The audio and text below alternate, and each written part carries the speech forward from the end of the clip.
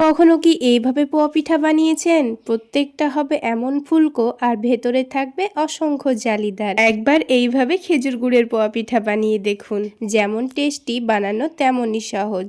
আসসালামু আলাইকুম বন্ধুরা, কিচেন বাঙালিয়ানা চ্যানেলে আপনাদের সবাইকে স্বাগত জানাই।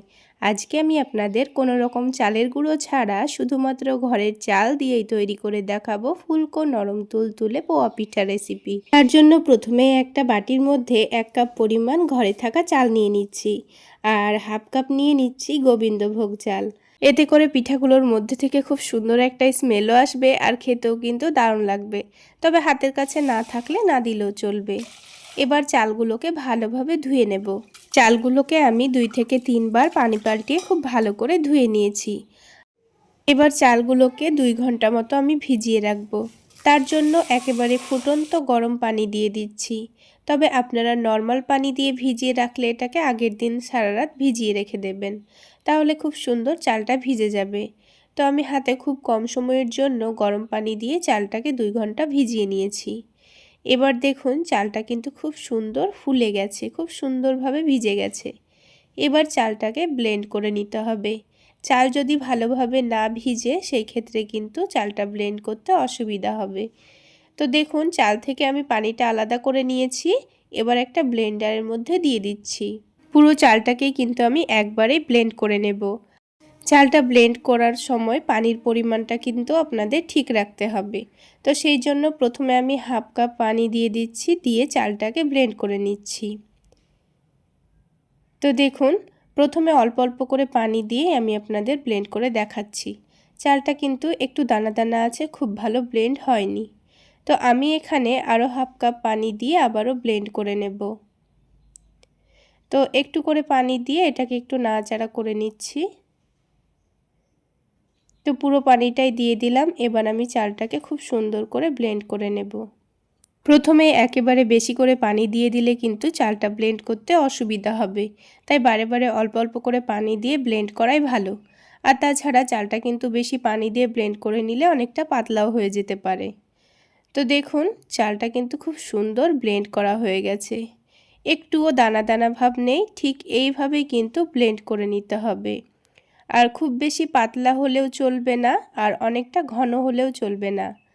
তো দেখুন আমি এবার এটাকে আলাদা একটা বাটির মধ্যে নিয়ে নেব। তো ব্লেন্ড করা চালটা আমি একটু ছেঁকে নেব, যেন এর মধ্যে একটুও দানা দানা ভাব না থাকে।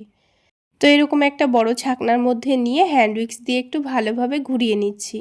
তাহলে দেখুন চালটা কিন্তু খুব সুন্দর ছেঁকে নেওয়া হয়ে যাচ্ছে। আর একটু দানা দানা আছে, এটা আমি ফেলে দেব। এবার এই ব্যাটারের মধ্যে বাকি উপকরণগুলো আমি মিক্স করে নেব। তার জন্য ব্লেন্ডারের মধ্যেই দিয়ে দিচ্ছি হাফ কাপ আটা। আপনারা চাইলে ময়দাও ব্যবহার করতে পারেন। আর তার মধ্যেই দিয়ে দিলাম 1.5 কাপ খেজুর গুড়। আপনাদের যদি চাকি গুড় হয়ে থাকে সেক্ষেত্রে গুড়টাকে গরম পানিতে গুলে ভালোভাবে একটু ঘন করে নেবেন, তারপর এভাবে ব্যবহার করবেন। এবার ওই কাপটা ধুয়ে অল্প একটু পানি দিয়ে দিচ্ছি। এবার এখানে দিয়ে দিচ্ছি খুবই সামান্য পরিমাণ লবণ। তবে মিষ্টি খাবারে লবণ পছন্দ না হলে লবণটা বাদ দিতে পারেন। এবার এটাকে ভালোভাবে ব্লেন্ড করে নেব। এইভাবে ব্যাটারটা যদি আপনারা মিক্সিং জারের মধ্যেই করে নেন তবে দেখবেন ব্যাটারটা তৈরি করতে খুবই সুবিধা হবে। এই ব্যাটারের মধ্যে একটুও লাম্পস বা দলাভাব আসবে না। তো দেখুন পুরো ব্যাটারটাই আমি দিয়ে দিলাম। এবার একটা হ্যান্ড উইক্সের সাহায্যে খুব সুন্দর করে এটাকে ফেটিয়ে নেব। এই ব্যাটারটা যত ভালোভাবে ফেটানো হবে পোয়া পিঠাগুলো কিন্তু ততটাই ফুলকো তৈরি হবে। তো আমি এই ব্যাটারটাকে কিন্তু 10 মিনিট মতো এইভাবেই ফেটিয়ে নিয়েছি। তো দেখুন খুব সুন্দর কিন্তু স্মুথ হয়ে গেছে। আর ব্যাটারের কনসিস্টেন্সিটা আমি আপনাদের একটু দেখিয়ে দিচ্ছি একটা চামচ দিয়ে, তাহলে বুঝতে পারবেন ব্যাটারটা কিন্তু অতিরিক্ত পাতলাও নেই আবার অতিরিক্ত ঘনও নেই।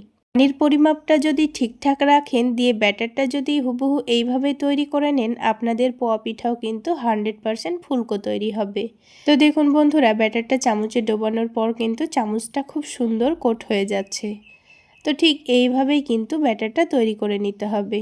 এবার প্রত্যেকটা পোয়া পিঠা এক সমান তৈরি করে নেওয়ার জন্য আমি এখানে একটা ছোট মেজারমেন্ট কাপের মধ্যে নিয়ে নিচ্ছি। তারপর এই পিঠাগুলো তৈরি করে নেব। তো সেই জন্য পরিমাণ মতো তেল দিয়ে দিচ্ছি। তারপর তেলের মধ্যে খুবই সামান্য লবণ দিয়ে দিচ্ছি। এতে করে পিঠাগুলো তেলে দেওয়ার সময় নিচে থেকে আর লেগে যাবে না। আর আরও একটা জিনিস আমাদের লক্ষ্য রাখতে হবে, ব্যাটারটা যখন আমরা তেলের মধ্যে দেব, তেলটা যেন অতিরিক্ত গরম না হয়। অতিরিক্ত গরম তেলে যদি ব্যাটারটা দেন তবে পিঠাগুলো কিন্তু একটুও ভালো তৈরি হবে না আর এরকম ফুলবেও না। গ্যাসের ফ্লেমটা মিডিয়ামে রেখেই পিঠাগুলো ভেজে নিতে হবে। তো বন্ধুরা, আমার এই টিপসগুলো ফলো করে যদি আপনারাও পিঠাগুলো বানান, দেখবেন আপনাদের পিঠাও প্রত্যেকটা ফুলকো তৈরি হবে আর ভেতরে অসংখ্য জালিও তৈরি হবে। তো দেখুন বন্ধুরা, উল্টে পাল্টে একটা পোয়া পিঠা কিন্তু আমি খুব সুন্দর কালার আসা পর্যন্ত ভেজে নিয়েছি। এবার তেলটা ছেঁকে নেওয়ার জন্য এক সাইডে রেখে আরও একটা পিঠা দিয়ে দিয়েছি। এই পিঠাটাও দেখুন কত সুন্দর ফুলকো তৈরি হচ্ছে। তো প্রত্যেকটা পোয়া পিঠাই কিন্তু ফুলকো তৈরি হবে। তো দেখুন বন্ধুরা, একটা একটা করে আমি সবগুলো পিঠাই তৈরি করে নিয়েছি। আর প্রত্যেকটা পিঠাই দেখুন কত সুন্দর ফুলকো আর জালিদার তৈরি হয়েছে। দেখতে যেমন লোভনীয় হয়, খেতেও কিন্তু দুর্দান্ত হয়। তাহলে বন্ধুরা, আজকের এই পোয়া পিঠা রেসিপি যদি আপনাদের ভালো লেগে থাকে তাহলে অবশ্যই একটা লাইক শেয়ার করে দেবেন। আর আমার এই সহজ রেসিপিগুলো যদি ইউটিউব চ্যানেল থেকে দেখে থাকেন, চ্যানেলটি সাবস্ক্রাইব করে দেবেন। আর ফেসবুক পেজ থেকে দেখে থাকলে পেজটি ফলো করে দেবেন। তাহলে বন্ধুরা, আজকে এই পর্যন্তই। সকলে অনেক বেশি ভালো থাকবেন, সুস্থ থাকবেন।